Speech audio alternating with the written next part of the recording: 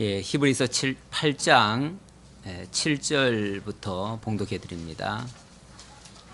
저 첫 언약이 무음하였더라면 둘째 것을 요구할 일이 없었으려니와 그들의 잘못을 지적하여 말씀하시되 주께서 이르시되 볼지어다 날이 이르리니 내가 이스라엘 집과 유다 집과 더불어 새 언약을 맺으리라. 또 주께서 이르시기를 이 언약은 내가 그들의 열조의 손을 잡고 애굽 땅에서 인도하여 내던 날에 그들과 맺은 언약과 같지 아니하도다. 그들은 내 언약 안에 머물러 있지 아니하므로 내가 그들을 돌보지 아니하였노라. 또 주께서 이르시되 그날 후에 내가 이스라엘 집과 맺을 언약은 이것이니 내 법을 그들의 생각에 두고 그들의 마음에 이것을 기록하리라. 나는 그들에게 하나님이 되고 그들은 내게 백성이 되리라. 또 각각 자기 나라 사람과 자기 형제를 가리켜 이르기를 주를 알라 하지 아니할 것은 그들이 작은 자로부터 큰 자까지 다 나를 알미라. 내가 그들의 불의를 긍휼히 여기고 그들의 죄를 다시 기억하지 아니하리라 하셨느니라. 우선 12절까지 봉독해 드렸습니다. 8장의 내용은 예수의 성막 사역이 되겠죠. 예수께서 예수 사역의 지금 품위를 소개하고 있는 중인데요. 지난번까지는 제사장 사역을 소개했었습니다. 7장은 제사장 사역이고 그리고 8장부터 9장 10절까지는 성막 사역인데요. 이런 것들이 다 합쳐져서 제사가 이루어지죠. 이 제사는 바로 죄를 사하기 위한 사역이죠. 그래서 소를 잡고 양을 잡아서 율법 아래에서 제사를 드렸는데 그 제사가 죄 때문에 드린 겁니다. 죄 때문에 드리는 건데 그러나 오늘 본문에 보니까 저 첫 언약이 무음하였더라면 둘째 것을 요구할 일이 없었으려니와 이렇게 말합니다. 첫 언약, 바로 율법에 근거해서 드려졌던 그 제사들이 만약에 아무런 흠이 없고 무음이라고 했으니까 흠이 없고 또 그것이 완벽한 효과가 이루어졌다면 굳이 그거 대신 뭐 다른 걸 할 이유가 없는 거죠. 율법으로 충분한데 뭐 때문에 다른 게 또 필요하겠어요? 그러면은 뭐 그리스도도 다시 와야 될 이유도 없고요. 십자가 제사라고 하는 뭐 좀 특이한 그런 제사도 드려질 이유가 없었던 거죠. 그런데 문제는 처음 율법에 의해서 드려졌던 그 제사들이 온전했느냐? 과연 그것으로 완벽하게 죄사함이 이루어졌느냐? 그거거든요. 물론 뭐 제사의 근본 의도는 죄를 사하는 거니까 당연히 그런 목적으로 했는데 문제는 그 제사를 드리는 자도 문제투성이었고요. 연약한 인간이었고요. 허물투성이었고요. 그리고 제사를 드려도 또 그 다음날 또 만약에 범죄하면 또 드려야 돼요. 그럼 어제 드린 거는 무효가 되는 거예요. 이런 식으로 제사라는 것이 보장이 안 돼요. 분명히 과거의 죄에 대해서는 제사를 드려서 해결이 된 것 같았는데 다시 또 드려진 건 어떻게 해요? 다시 또 저질러진 건 어떻게 해요? 그 문제를 해결할 방법이 없어요. 그러면은 끝까지 가보면은 매일같이 제사를 드렸다 할지라도 마지막 끝에 가면요. 마지막 끝에 그 해결하지 못한 죄 때문에 결국은 뭐가 되는 거예요? 지금까지 용서받았던 모든 죄가 다 물거품이 되는 거죠. 무효가 되는 거죠. 그런 의미에서 흠이 있다 그 말이에요. 율법 자체가 흠이라는 게 아니에요. 율법에 의해서 드려졌던 그 제사의 결과가 온전한 효과를 100% 이뤄낼 수가 없었다. 그런 의미에서 참 흠이 있었다. 그 말이죠. 그래서 저 첫 언약이 무음하였더라면 둘째 것을 요구할 일이 없었으려니와 그 첫 것이 완벽했다면 굳이 둘째 것, 뭐 또 새로운 것, 뭐 또 다른 거 이런 걸 찾을 필요도 없고요. 언급할 필요도 없어요. 언급할 필요도 없다면 뭐 새로운 하나님의 말씀이 또 필요가 없고요. 첫 언약으로 충분해요. 그런데 그것이 무음하다 보니까, 그걸로 완전하지 못하다 보니까 하나님께서 다시 언약을 주셨어요. 그걸 뭐라고 그러냐면 새 언약이라고 그래요. 새 언약이고, 그 새 언약은 기존의 율법에 의해서 우리가 그 율법을 받아가지고 우리가 뭐 행위로 뭘 하는 그런 차원이 아니고, 아예 하나님께서 우리 속으로 들어오셔가지고 우리 신비 속에다가 그걸 새겨주셔요. 그래가지고 우리가 기억나게 하고 속에서부터 우러나오게 만들어요. 마치 그동안 물 떠먹다가 물이 떨어지면은 또 기르러 가야 되고 또 기르러 가고 그렇게 했었는데, 계속 목마른 샘 같은 것이었는데, 이제부터는 속에서 솟구치는 샘이 돼버린 거예요. 솟구치는 샘이 되니까 이거는 퍼먹어도 설령 그 물이 나와가지고 조금 더러움에 접촉된다 할지라도 속에서 새로운 것이 계속 나오니까 상관이 없는 거예요. 설령 허물에 접촉이 된다 할지라도 여전히 속에서 새롭게 하는 것이 나오는 거죠. 이렇게 근원적으로 새롭게 하는 그 언약을 하나님께서 주셨는데, 그걸 새 언약이라 하고, 그 언약의 주체가 바로 그리스도시다 그 말이에요. 그걸 이루실 자로 그리스도가 오셔서 그 새 언약을 완성하시고, 우리들에게는 이제 새 계명을 주십니다. 새 계명.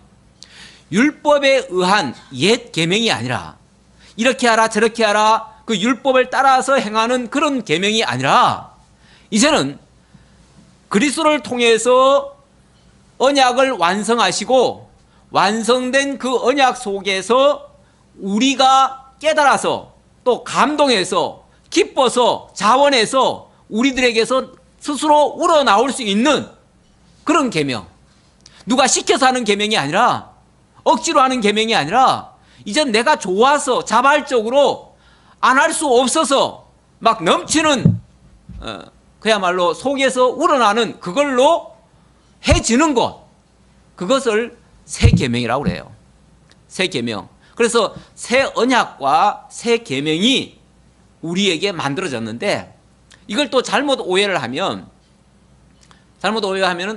그 새 계명이 마치 신약에 예수님께서 주신 아주 황금률이라고 해가지고 그걸 마치 구약의 율법보다도 더 우리가 철두철미하게 지켜야 되는 것처럼 또 이렇게 오해하는 경우가 있어요. 그래가지고 신율법을 지키는 사람들이 또 있어요. 다시 말하면 그 신율법이, 예를 들어서 예수님이 산상수훈에서 가르쳐 주신 그런 여러 가지 말씀들 있잖아요. 그 말씀들이 우리가 지켜야 할 황금률이라고 말을 하면서, 황금률이라고 하는 것은 절대로 뺄 수 없는 아주 너무나 귀한 고귀한 그런 율법이란 얘기거든요. 그런 율법으로 우리가 다시 지켜가는 거죠. 그러면은 구약의 율법, 엉성하게 만들어진 그 율법도 우리가 못 지켜가지고 다 죄인 돼버렸는데, 완벽하게 만들어 놓은 그 신율법, 만약에 그걸 율법이라고 말한다면 그 신율법을 무슨 수로 우리가 지키겠어요? 구약의 계명보다, 십계명보다도 훨씬 더 어려운 게 신약의 예수님의 말씀이에요.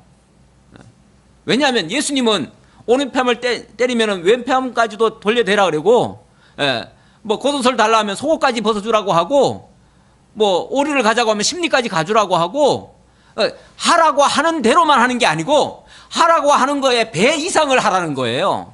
그렇잖아요. 단순 수치로만 따져봐도 배 이상이 더 힘든 거고 10배 이상 더 힘든 거예요. 그런 걸 무슨 수로 지켜요? 그러니까 그 말은 결국 주님께서 당신이 해가실 일을 말씀하신 것이고, 우리로 하여금 우리 속에서도 우리가 그와 연합해서 그와 한 지체가 되어지면 같이 흐르잖아요. 피도 흐르고 모든 사상도 흐르고 생각도 흐르고, 결국 주님의 마음, 주님의 뜻이 우리를 향해서 흘러지면 우리 속에서도 그렇게 우러나오게 되어진다 라는 말씀을 한 거지, 우리 보고 이렇게 해야 된다라는 말이 아니에요. 그런데 이런 것들을 오해해가지고 마치 구약의 율법 지키듯이 오늘날 신율법을, 신계명을 세 계명이죠. 세 계명을 지키려고 덤비는 사람들이 있는데 그건 큰 착각이에요. 성경은 그렇게 말씀하고 있지 않아요. 그건 주님께서 하신다는 것을 우리들에게 증거하는 말씀이에요.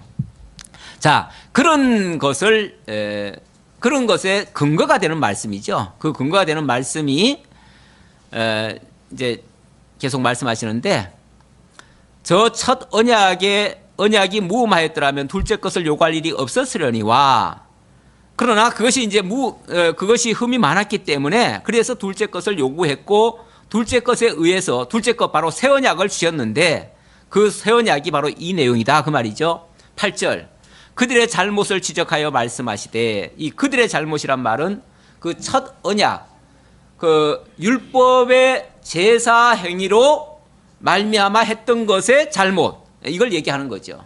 그리고 그것에 의해서, 그 첫 율법에 의해서 모든 사람이 다 정죄당한 거, 정죄는 당했는데 그걸 해결이 안 됐어요. 제사는 그걸 해결하는 문제인데 그 제사가 흠이 있다 보니까 결국은 그걸 해결을 못했어요. 못해서 하나님이 이렇게 말씀하신다 그 말이에요. 주께서 이르시되, 여기 주는 바로 하나님이십니다. 하나님이 여호와께서 이르시되, 볼지어다 날이 이르리니 내가 이스라엘 집과 유다 집과 더불어 새 언약을 맺으리라. 그래서 과거의 율법으로 계속 내려왔는데 그 율법으로는 모든 사람이 죄인이 돼버리고 그 죄 때문에 죄로 말미암아 정죄를 당하고, 죄가 있으니까 정죄를 당하죠. 정죄 당하니까 처벌을 받죠.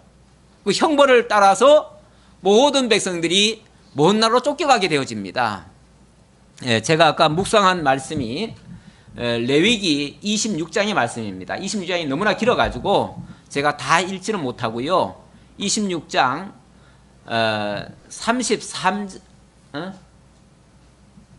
26장 제가 몇 절 읽었습니까? 33장?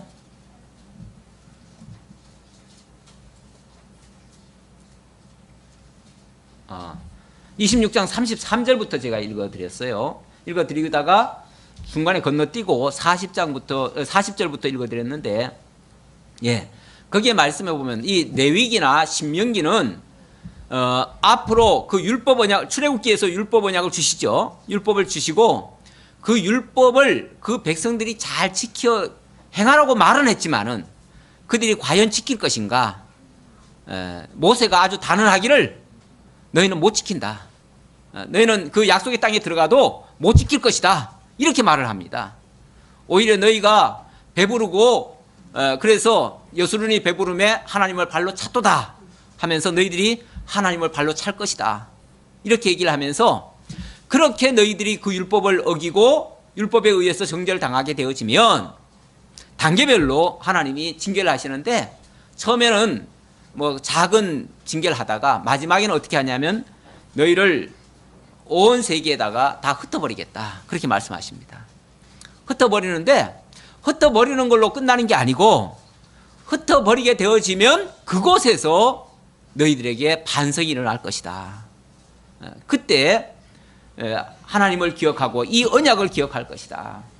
그래서 자복하고 하나님께로 돌아오게 되어지면 그때 하나님께서 내가 야곱과 또 이삭과 아브라함과 맺은 언약을 기억하고 그 땅을 회복하고, 그리고 다시 너희들을 돌아와서 영원토록 하나님을 섬기며 살게 해주겠다, 이런 약속을 해줘요. 그 약속해주는 말씀 어디입니까? 레위기죠. 레위기 26장 33절 이하에 보면, 내가 너희를 여러 민족 중에 흩을 것이요 내가 칼을 빼어 너희를 따르게 하리니 너희의 땅이 황무하여 너희의 성읍이 황폐하리라. 그래놓고 40절 이하에 보면요, 좀 건너뛰어서 42절 보겠습니다. 내가 야곱과 맺은 내 언약과 이삭과 맺은 내 언약을 기억하며 아브라함과 맺은 내 언약을 기억하고 그 땅을 기억하리라. 하나님은요, 그 율법을 거스린 모든 백성들을 정죄하고 그들을 처벌하시는 가운데서도 그보다 먼저 하신 언약이 있어요. 그 먼저 하신 언약이 아브라함과 이삭과 야곱에게 조건 없이 무조건적으로 주신 언약이 있어요. 그 언약이 은혜로 그들을 돌보시겠다는 거예요. 그 언약에 근거해서 그들을 회개하게 만들고 다시 돌아오게 만들어서 하나님만을 섬기도록 그렇게 만드시는데, 그 먼저 주신 그 언약에 근거해서 만들어진 언약이 뭐냐면은 새 언약이에요. 그러니까 말은 새 언약이니까 나중에 만들어진 것 같지만은, 엄밀하게 말하면은 하나님께서 먼저 은혜로 언약을 주시고, 그 은혜 언약에 근거해서 은혜가 은혜되게 하시려고 율법 언약을 주시고, 그리고 그 율법에 저촉된 자들에게 새 언약을 주심으로, 다시 말하면 옛 은혜로 주신 그 언약을 구체적으로 다시 하심으로써 하나님의 모든 역사가 은혜로 되어짐을 깨닫게 합니다. 하나님의 하시는 일이요, 너무 고차원적이에요. 그래서 우리가 너무 이 단순하게 생각하면 이해가 잘 안 될 수가 있어요. 뭐 이렇게 복잡하게 하시나. 그런데 그래서 사실은 우리가 배울 필요가 있는 거예요. 이걸 안 배우면 이게 앞뒤가 안 맞는 것처럼 들려요. 논리적으로 이해가 잘 안 돼요. 그래서 연속적으로 우리가 말씀을 들어야 돼요. 지금까지 하나님께서 율법을 계속 주셔가지고 율법 아래서 정죄된 자들을 계속 사죄하는 그 제사 행위를 드려왔는데, 그것이 무음했어요. 그 흠이 많았어요. 흠이 많으니까 하나님께서 이제 새 언약을 통해서 완벽하게 해결해 줄 수 있는 그런 약속을 주셨는데, 그것이 바로 그리스도를 통해서 구원해 주실 그런 온전한 제사 행위가 되겠습니다. 그래서 이 말씀, 내가 새 언약을 맺으리라 해놓고 9절입니다. 또 주께서 이르시기를 이 언약은 내가 그들의 열조의 손을 잡고 애굽 땅에서 인도하여 내던 날에 그들과 맺은 언약과 같지 아니하도다. 애굽 열조의 손을 잡고 애굽 땅에서 인도하여 내던 날에 맺은 언약과는 같지 않다. 열조의 손을 잡고 애굽 땅에서 나올 때에 맺은 언약은 바로 율법 언약이죠. 율법 언약인데, 이 언약은 그것과는 조금 성격이 다르다 그 말이에요. 성격이 다른데, 그럼 어떤 성격이냐? 그거는 조건적인 언약이었다면 이거는 어떻게 보면 무조건적인 언약이에요. 무조건적인 언약이니까 성격이 좀 다르죠. 그러면서 또 그들은 내 언약 안에 머물러 있지 아니하므로 내가 그들을 돌보지 아니하였노라. 다시 말하면 율법 언약 아래에서는요, 언약을 어기면은 하나님께서 처벌할 수밖에 없어요. 그래서 그 율법 언약에 걸린 자들과 하나님이 함께 하실 수가 없어요. 그러니까 하나님이 그들을 먼 나라 내쫓으시고 그 가나안 땅을 황무지로 만드는 이유는요, 하나님은 죄악된 자들과 같이 있을 수 없다는 거예요. 그래서 그 땅에서 내쫓으신 거거든요. 그랬는데 내쫓고 난 다음에는 하나님께서 다시 그 전에 아브라함과 이삭과 야곱에게 하신 언약을 기억해서 다시 돌아가겠대요. 그 언약이 바로 그 이전에 하신 은혜 언약이에요. 그래서 은혜 언약에 근거해서 율법 언약 아래 정죄된 자들을 다시 회복해 준다. 그런데 그렇게 하려면은 약간의 텀이 필요해요. 그 기간이 70년이에요. 역사적으로는 70년. 그리고 영적으로 말하면 그것이 예수님 오실 때까지니까 한 2000년이 되는 거죠. 그래서 온전한 그 새 언약의 성취는 바로 예수 그리스도를 통해서 이루어져요. 그것은 어떤 면에서 영적이에요. 육적으로 되는 게 아니에요. 자, 그러면서 10절 또 주께서 이르시되 그날 후에 내가 이스라엘 집과 맺을 언약은 이것이니 내 법을 그들의 생각에 두고 그들의 마음에 이것을 기록하리라. 그들의 생각에다가 하나님의 법을 둬요. 그리고 마음 속에다가 둬요.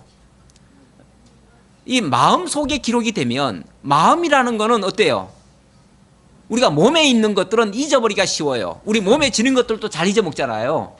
그렇지만은 우리 마음 속에, 우리 생각 속에, 우리 사상 속에 완전히 박혀버린 거는요, 이건 잊어버릴 수가 없죠. 이거는 언제라도 나올 수 있는 거예요. 그러니까 이거는 아예 속에서 솟구치도록 샘솟듯이 만들도록 하신다는 거예요. 그거는 뭐 상황만 되면 바로 나올 수 있는, 어떤 상황에서도 나올 수 있는 그런 걸로 바꿔버리겠다는 거예요. 이 몸으로 행하는 거는요, 상황이 조금만 바뀌면, 환경이 바뀌면 그건 다 무용지물이 돼버려요. 예. 우리나라에서 열심히 배운 거 다른 나라 가면 써먹지도 못해요. 그렇죠? 예. 그거는 환경 바뀌면 다 아무 무익한 일들이에요. 그러나 아예 이 사상화된 거는요, 이거는 뭐 천하 없는 것도 안 바뀌어져요. 예. 그게 우리의 신앙으로 완전히 바꿔주신다는 거예요, 하나님께서. 예. 그러면서 마음에 이것을 기록하리라. 그렇게 해서 어떻게 하는가?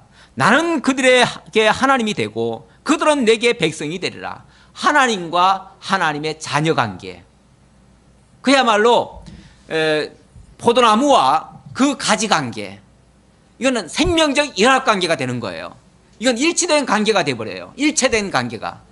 그렇게 되어지면 자동으로 나오는 거예요. 그거는 억지로 A라는 사람이 B에게 시켜가지고 B가 A의 말을 듣게 하는 게 아니에요. 그런 차원이 아니고 A와 B가 아예 그냥 한 몸이 돼버려가지고 그 손발이 되게 하는 거예요. 손발이 되게 하니까 머리가 지시하면 손발은 움직일 수밖에 없도록 만들겠다는 거죠. 우리 주님께서, 그러니까 주님과 우리의 관계가 아버지와 아들 관계, 생명적인 연합 관계가 돼가지고 아예 하나님의 뜻이 우리 속에서, 우리 손발 속에서 나올 수 있도록 이렇게 만들어 버리겠다. 이게 새 언약이라는 거예요. 그렇게 되어지면 또 각각 자기 나라 사람과 각각 자기 형제를 가르쳐 이르기를 주를 알라 하지 아니할 것은 그들이 작은 자로부터 큰 자까지 다 나를 알미라. 이거는 어떤 외부적인 가르침으로 되는 게 아니고 아예 내적인 연합에 의해서 만들어진다는 거예요. 그러다 보니까 밖에서 이래라 저래라 해서 되어지는 게 아니고 아예 그 속에서부터 나오도록, 다 알도록 이렇게 만들어 버리겠다는 거죠. 오늘날 우리가 하나님을 알아가는 거, 하나님을 배워가는 거, 그래서 하나님의 자녀가 되고 우리가 하나님을 아버지라 부르짖는 거, 이것이 외적인 가르침에 의해서 되어지는 게 아니고요. 근원적으로 하나님이 우리의 속사람을 살려주심으로, 새롭게 하심으로, 거듭나게 하심으로 하나님의 생명을 부여받음으로 말미암아 시작됩니다. 그렇게 되어지면 이거는 뭐 바뀌어질 수가 없는 거예요. 외부적으로 주어진 것들은요, 환경 따라 바뀝니다. 외부적으로 빽이 센 사람이 만약에 도와줘서 뭘 했다 그러면요, 그거는요, 그 사람의 빽이 떨어지는 순간 헌신작처럼 버려집니다. 하지만은 영원하신 하나님과 연결된 생명에 의해서 만들어진 거라면 이거 영원 불변이에요. 다시는 없어지지 아니할 것들이에요. 이렇게 바뀌어진다.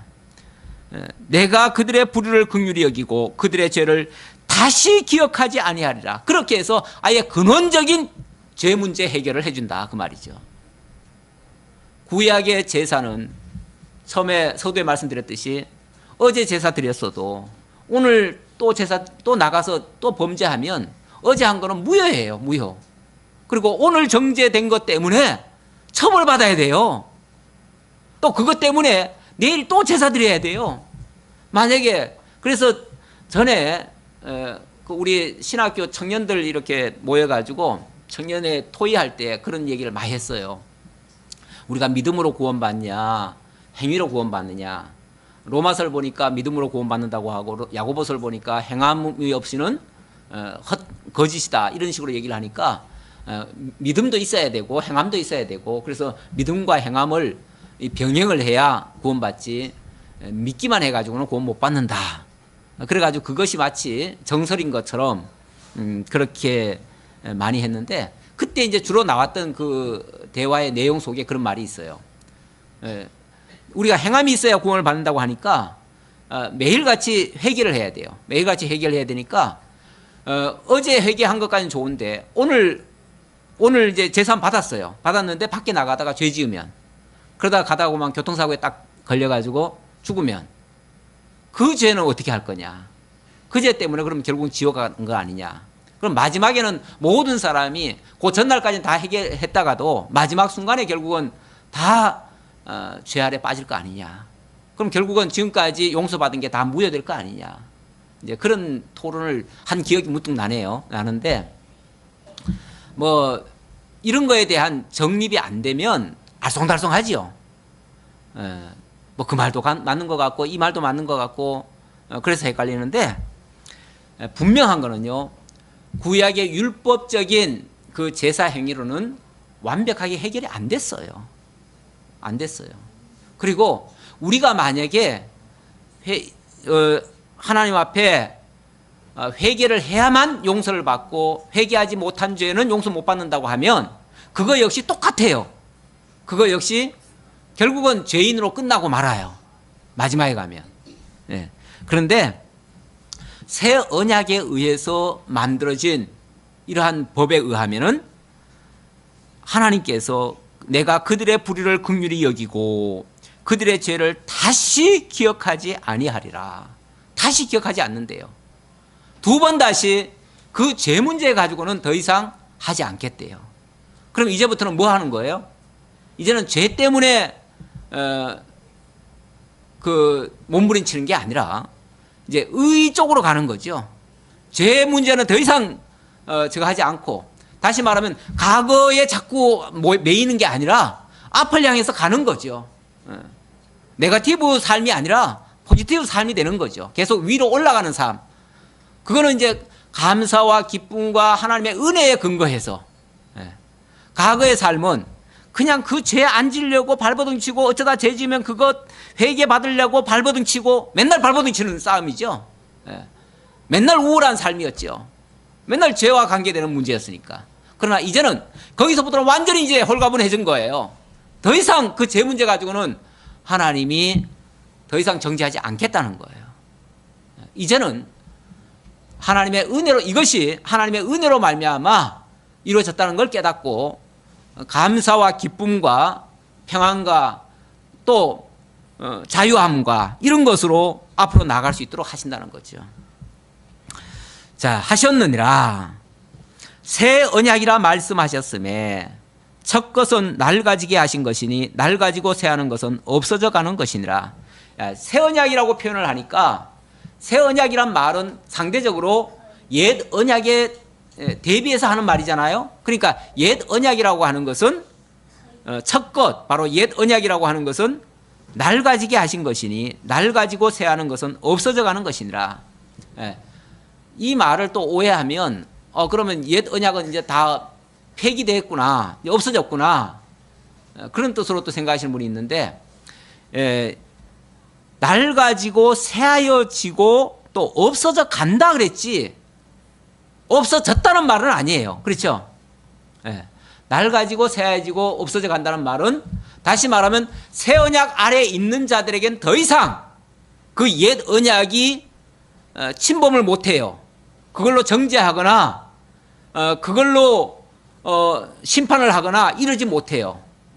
그러니까 새 언약 아래에 있는 자들에게는 사실은 그 옛 언약은 없어진 거나 마찬가지예요. 그러나 그 옛 언약 자체가 없어졌느냐? 그건 아니에요. 옛 언약은 옛 언약 그대로 있는 거예요. 왜 그대로 있냐 하면은 모두가 다 새 언약 아래에 있는 게 아니잖아요. 모두가 다 그리스도 안으로 들어온 게 아니잖아요.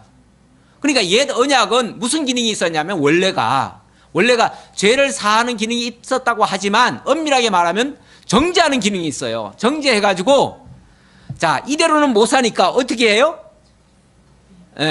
그리스도에게로 가라. 네가 살려면 그리스도에게로 가라 해가지고 그리스도에게로 인도하는 몽학 선생 역할을 한 거예요.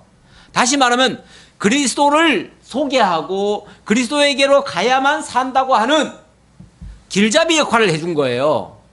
그 길잡이는 이미 그리스도 안에 들어온 자에게는 그 길잡이가 필요가 없죠. 그렇죠? 이미 인도했으니까.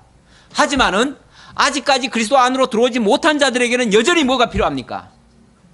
길잡이가 필요하지요. 율법이 필요하지요. 율법을 통해서 그리스도를 소개를 해야 되니까. 그래서 믿지 않는 자들에게는 여전히 그 율법이 필요하고요. 그 율법은 굳게 서 있어요. 뿐만 아니라 영원히 끝까지 정말 그리스도를 영접하지 않는 자들은 심판을 해야 될 거 아니에요. 심판을 하려면 뭘로 심판합니까? 그 율법이 심판을 하는 거예요. 그 율법을 그래서 노모스라고 그래요. 제가 그 큰 도표 저기 그려놓은 거에 보면 제일 앞에는 로고스라고 해놓고 제일 뒤에는 노모스라고 해놨어요. 예. 원래 하나님의 말씀이 말씀으로 시작해서 그 말씀으로 마지막에는 또 심판을 해요. 예. 그래서 이제 그렇게 해서 제가 그렇게 표현을 해놨는데 이 말씀은 끝까지 있는 거예요. 율법은 끝까지 있는 거예요. 끝까지 있고 언제요? 이제 모든 이제 심판이 끝나고 이제 하나님의 나라가 완성되고 모든 택한 백성들은 하나님 나라 안에 있고 저 바깥에 있는 자들은 모두 심판 안에 들어가 버리면 그제는 그 심판은 그 율법은 더 이상 필요가 없어요. 그때는 완전히 없어질 거예요. 그러니까 그때까지는 점점 없어져 가는 거죠. 믿는 자들에게는 이제 없어진 거나 마찬가지고요. 그래서 오늘 우리가 더 이상 율법 아래에 율법의 요구를 따라서 뭘 하지는 않지요. 그러나 우리가 여전히 예수를 안 믿는다? 하나님을 잘 알지 못한다? 그래서 교회도 안 나온다?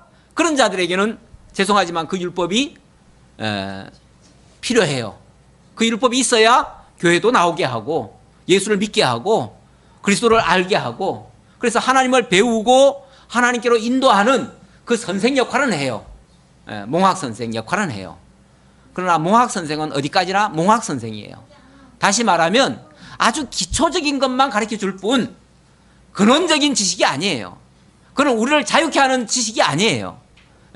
진리를 알지니 진리가 너희를 자유케 한다 그랬는데 정말 그렇게 해서 그리스도에게로 바톤이 넘어가야 우리가 그리스도에게로 딱 넘겨져야 그 안에서 진정한 자유가 있고 그 안에서 진정한 모든 것이 회복이 되는 거고 완성이 되는 거예요. 그리스도 안으로 오기 전까지는 율법은 여전히 역할을 한다. 거기까지 말씀드리고요.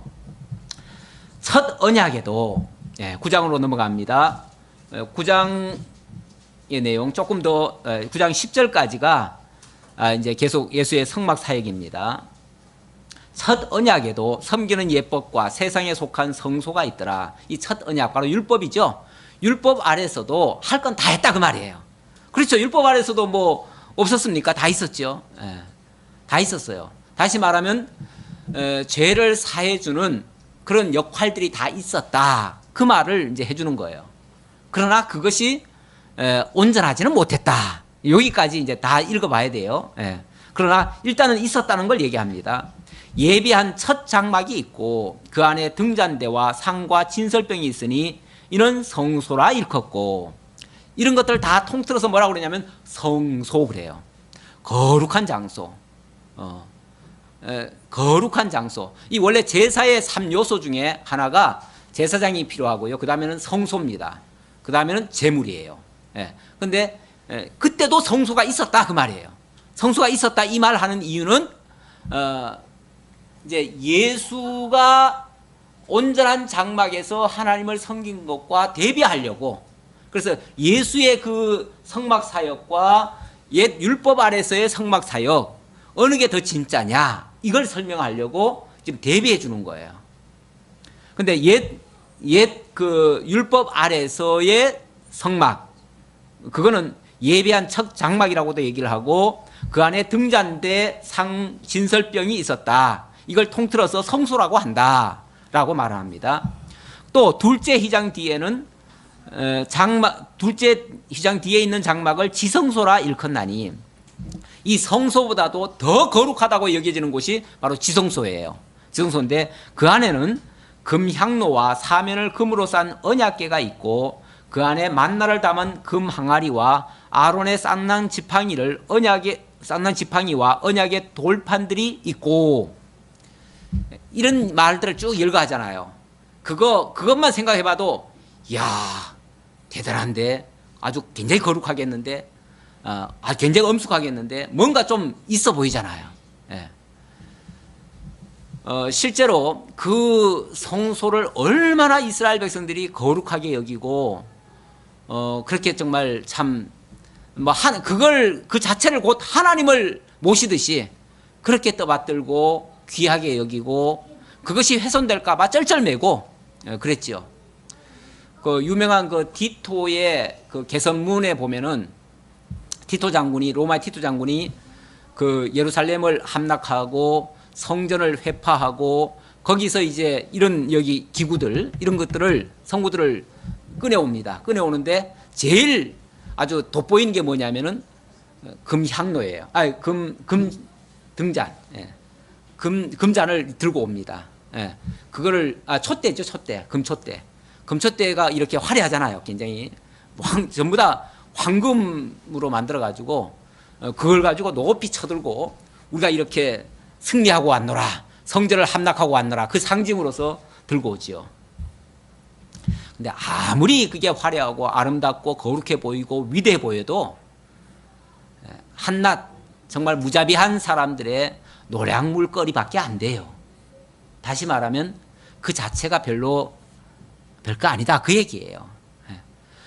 너희들은 유대 민족으로서 히브리 민족으로서 너희들이 섬겼던 그 성소와 그 지성소의 그런 기구들이 뭐 대단한 줄 알고 그걸로 온전하게 뭐가 제사가 드려진 줄 알고 그렇게 믿었지만 사실 그거 별거 아니야 그 말이죠. 어떤 면에서 별거 아니야. 왜냐하면요, 그거는 그 모든 것들은 장차 그리스도께서 참 장막에서 온전한 제사로 드려질 것에 대한 모형과 그림자에 불과하니까. 모형과 그림자라고 하는 거는 사실은 헛개비 아니에요, 그거? 예, 제가 여기 이제 이걸 가지고 여기 만약에 그림자가 생겼다고 합시다, 여기에. 여기 그림자가 생겼으면 요 그림자가 지금 쉽게 말하면 여기서 열거했던 그런 것들이에요. 그런 것들이고, 요게 실체란 말이에요. 그럼 이 실체가 중요하지, 이 그림자는 솔직히 말하면 실체가 없어지면 이건 헛개비예요. 그러니까 그러면 구약에는 이 모형과 그림자를 왜 보여줬냐면 요 실체를 바라보라고. 요 실체를 바라보고 실체를 소망하고 이 실체를 통해서 구원이 이루어진다는 걸 알게 하려고 이걸 보여줬던 거예요. 왜냐하면 그 당시는 예수가 아직 오실 때가 아니니까 요 그림자로 보여줬던 거예요. 보여줬는데 유대인들은 이게 진짜인 줄 알고 이것만 붙들고 이것만 거룩하게 여기고, 지금도 우리 지난번에 한번 그림 봤잖아요. 그 동영상 봤잖아요. 거기 보니까 지금도 아론의 성소라 그래가지고 그 유대인들의 회당에는 성소가 있대요. 여기 아론의 성소가 있고 거룩한 하나님의 말씀이 있고 완전히 지성소를 만들어 놨어요. 거기다가 지금도 거기서 마치 제사를 드려야만 죄사함을 받는 것처럼 그렇게 여기고 있다 그 말이에요. 그런데 이 성경은, 히브리서는 그거는 그냥 한낱 그리스도를 가리키는 모형과 그림자에 불과했다. 참 것을 바라봐야 된다 그 얘기죠. 그 위에 속죄소를 덮는 영광의 그룹들이 있으니 이것들에 관하여는 이제 낱낱이 말할 수 없느라. 이것 일일이 다 얘기하려고 하면 한도 끝도 없어요. 왜냐면요, 지금 열거한 게 대표적인 거 몇 가지 열거한 거지 다 열거한 게 아니에요. 이거 다 얘기하면요 입만 아파요. 한마디로 말해서 입만 아파요. 여기 아무리 이것보다 더 위대한 게 보인다 할지라도 그거 사실 별거 아니다 그 말이에요. 그 말을 하려고 이제 낱낱이 말할 수 없느라. 더 이상 말하기도 싫다 그 말이에요. 더 이상 말하기도 싫다. 그런데 요즘도 어떤 사람들은요, 이런 것들이 굉장히 뭐 귀중한 줄 알고 이런 것들을 성경에 나와 있는 그대로 모형을 만들어 가지고, 가짜죠? 가짜로 모형 만들어 가지고 그것을 마치 뭐 성소를 재현했다 그러면서 거기서 성도들 데려다가 거기서 물론 교육시킨다고 하겠지만은 뭐 교육 용도로는 가능은 해요. 가능하지만 자칫하면 그런 것들이 또 우상시가 될 수가 있어요. 그래서 그걸 마치 신성시하고 그걸 마치 우리가 따라야 되는 것처럼 그렇게 가르치는 거는 별 의미가 없어요. 그래서 이거에 대해서는 세세하게 말할 필요도 없다. 그런 의미에서 내가 더 이상 말하지 않겠다. 이렇게 얘기를 하고, 이 모든 것을 이같이 예비하였으니 제사장들이 항상 첫 장막에 들어가 섬기는 예식을 행하고 오직 둘째 장막은 대제사장이 홀로 1년에 한 번 들어가되 자기와 백성의 허물을 위하여 드리는 피 없이는 아니하나니, 성령이 이로써 보이신 것은, 자, 이걸 통해서 성령께서 우리에게 알게 하고자 하신 것은 그 말이에요. 자, 그 성소와 지성소, 그 지성소는 특히 1년에 한 차례 대제사장이 들어가 가지고 그것도 가장 고결하다고 하는 그 피를 가지고 들어갔어요. 그렇게 해서 모든 백성들을 위해서 제사를 드리고 그렇게 했는데, 이것들이 가리키는 근본 의미는 그 말이에요. 근본 의미는 성령이 이로써 보이신 것은 첫 장막이 서 있을 동안에는 성소에 들어가는 길이 아직 나타나지 아니한 것이라 이 장막은 현재까지의 비윤이 진짜 말하고 싶은 것의 비유다 그 말이에요. 진짜 말하고 싶은 것의 비유다. 진짜 말하고 싶은 건 뭔데요? 그리스도의 온전한 장막 사역, 그리스도의 온전한 제사, 그거를 얘기하고 싶고 그거에 대한 비유로서 말하는 것이다. 이 장막은 현재까지의 비유니 이에 따라 드리는 예물과 제사는 섬기는 자를 그 양심상 온전하게 할 수 없나니, 양심상 온전하게 할 수 없나니, 양심상 온전하게 할 수 없다는 말은 이 내면적으로 근원적으로 해결할 수가 없었다 그 말이에요. 껍데기로는 했어요. 껍데기로는. 다시 말하면 몸으로는 뭐 할례도 행했고 뭐 세례도 베풀었고 뭐 여러 가지 했잖아요. 의식을 다 했잖아요. 피도 뿌렸고 뭐도 했으니까, 그 사람들은 그 원래 뭐 제사한다고 해가지고 이렇게 뭐 성수 찍어가지고 또는 피를 뿌려가지고 이렇게 찍찍 뿌리잖아요. 그러면 그 피가 묻으면 다 제사함 당하는 것처럼 생각하잖아요. 그런데 이런 것들은 껍데기는 혹시 뭐 묻혔을지 모르지만 그 양심을 바꿀 수 있었습니까? 그 마음을 바꿀 수 있었습니까? 그 근원 영혼을 바꿀 수 있었습니까? 양심상으로 바꿀 수 없었다. 그 말은 그 내면을 바꿀 수 없었다 그 말이에요. 의식은 그냥 의식에 불과했지 의식이 내면을 새롭게 만들 수는 없는 거예요. 그래서 근원적인 해결은 아니었다 그 말이죠. 그런데 여전히 그런 일을 여전히 지금도 하고 있는 사람들이 있지요. 그건 아직 율법을 못 벗어나서 그런 거예요. 그러면서 이런 것은 먹고 마시는 것과 여러 가지 씻는 것과 함께 육체의 예법일 뿐이며 이 예법, 육체를 어떻게 하면 성결하게 하고 어떻게 하면 거룩하게 할 수 있는가에 대한 어떤 그런 예법이었다. 예를 갖추는 법이었다. 그런 얘기잖아요. 그러니까 구약을 통해서 어떻게 하면 거룩할 수 있는가를 이제 가르쳐주기 위해서 시청과 교육을 시켰던 거예요. 시청과 교육을 시켰는데 그거에 불과했다 그 말이에요. 우리 옛날에는 참 어린애들을 어른들 앞에서 예법 가르친다고 저런 어떻게 하고 뭐는 어떻게 하고 뭐 어떻게 또 어른들이 말씀하실 때는 어떻게 표정을 어떻게 해야 되고 또 뭐 물 마실 때는 뭐 이렇게 돌아서야 되고 뭐 그런 예법 가르치잖아요. 그런다고 그 사람의 마음이 바뀝니까? 그건 아니죠. 다만 이렇게 해야 된다는 것을 통해서 어떤 이제 방향을 가리키는 거죠. 방향을. 그들의 어떤 생각을 조금 바꿔주는 역할 정도는 하지만 그거는 근원적으로 해결하는 건 아니에요. 그래서 예법만 되었었다라고 얘기를 하고 개혁할 때까지 맡겨둔 것이니라. 개혁할 때까지 맡겨둔 것이라. 언제까지요? 개혁할 때까지. 개혁이란 말, 리폼드라고 그랬죠. 리폼이란 말은 원형으로 돌아가는 걸 개혁이라고 그래요. 그럼 그 원형, 다시 말하면 아주 근원적인 것으로, 근원적인 문제 해결로 가게 할 때까지, 근원적인 문제 해결이 될 때까지 다만 맡겨둔 것뿐이다. 그때까지 교육적으로 필요했던 것뿐이다. 그 말이에요. 그러니까 진짜가 나타나면 지금까지 했던 것들은 다 필요가 없는 것들이에요. 근데 그 진짜가 나타나셨죠. 그 진짜가 누구죠? 바로 예수 그리스도예요. 예수 그리스도, 바로 원형이신 그 언약의 원주체이신 예수 그리스도가 오셨습니다. 오셨고 그가 이 온전한 사역을 이루셨습니다. 그렇다면 더 이상 그런 예법과 같은 모형과 그림자 같은 비유 같은 그런 것은 더 이상 우리가 할 이유가 없다. 거기서는 우리가 이제 완전히 해방이 됐다. 이젠 그리스도 안에서 자유함으로 기쁨으로 감사함으로 하나님을 섬기면 된다.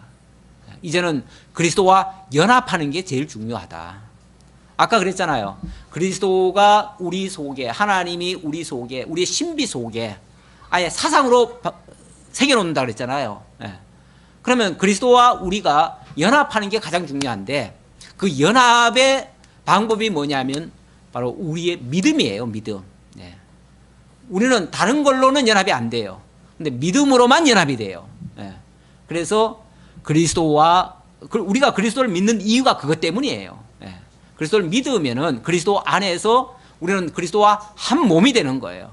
한 몸이 되어지면 결국 그리스도께서 하신 모든 일들이 우리에게 그대로 적용이 돼요. 한 몸이니까. 그래서 그리스도께서 이루신 그 의가 우리의 의가 되고 그리스도께서 제사한 모든 효과가 우리에게 그대로 적용이 되어지고 그래서 우리가 하나님 앞에서 의로운 자로 거룩한 자로 드러날 수가 있게 된다. 이런 말씀입니다. 기도하겠습니다. 아버지 하나님 감사합니다. 하나님의 말씀, 언약으로 주신 내용들이 역사 속에서 너무나 정확하게 이루어지고 은혜가 은혜임을 알게 하시려고 또 율법 언약을 주시고 그리고 원형으로 개혁하신 하나님의 역사를 오늘 말씀을 통해서도 확인했습니다. 아버지 하나님, 예수 그리스도를 통해서 만유의 근원이신 그리스도를 통해서 모든 문제를 다 해결하시고 우리를 생명으로 인도하시고 영원한 하나님과 일체가 될 수 있도록 한 몸이 될 수 있도록 이렇게 역사해 주신 거 너무나 감사합니다. 이 복을 받은 성도들이 이제 마음과 뜻과 정성과 힘을 다해서 주님을 또 섬기고 주님과 함께 살아가기를 원합니다. 아버지 하나님, 그런 은혜 속에서 늘 강건하게 살아가는 저희 모두가 되게 하옵소서. 모든 것 감사드리옵고 예수님의 이름으로 기도하옵나이다. 아멘.